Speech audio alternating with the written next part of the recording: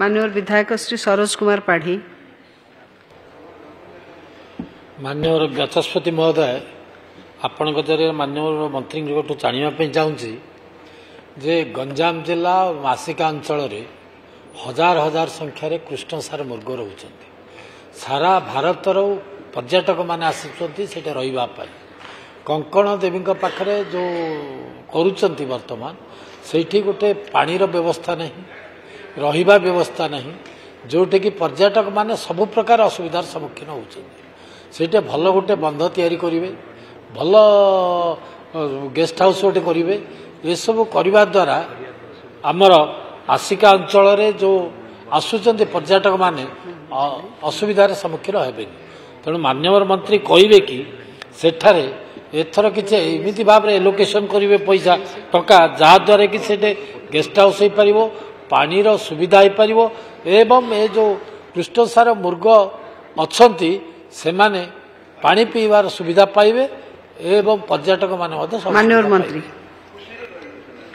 माननीय बाचस्पति महोदय आमर राज्य में 21टा जिले 53टा आमर इको टूरिज्म प्लेस अच्छे से भितर माननीय बाचस्पति महोदय आम जी वर्ष को टंका खर्च करुचे रिटर्न बहुत कम आसू 2024-25 मात्र आमर 15 कोटी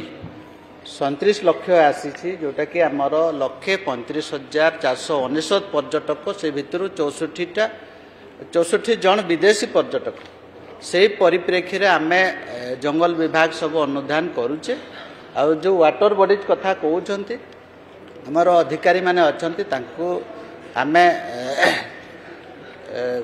जदि फिजिबिलिटी अच्छी निश्चित भाव में से अंचल वाटर बॉडी जोटा कि आमर एनवायरमेंटल सहित रिलेटेड रोचे निश्चित भाव में जो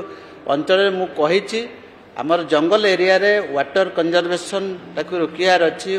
आमर क्लाइमेट चेंज सेटा भी आमर पार्ट एंड पार्शियल रोचे निश्चित भाव में सबु जंगल विभाग अधिकारी मान को आम निर्देश देइछु जे जो अंचल आमर वर्ष सारा पानीर सुविधा अच्छी एवं पेरेनियल सोर्स अच्छे से अंचल आमर वाटर बॉडी किंबा पोखरी निर्माण करिवार जोटी कि जीवजंतु पानी पीवा सुविधा पाइबे।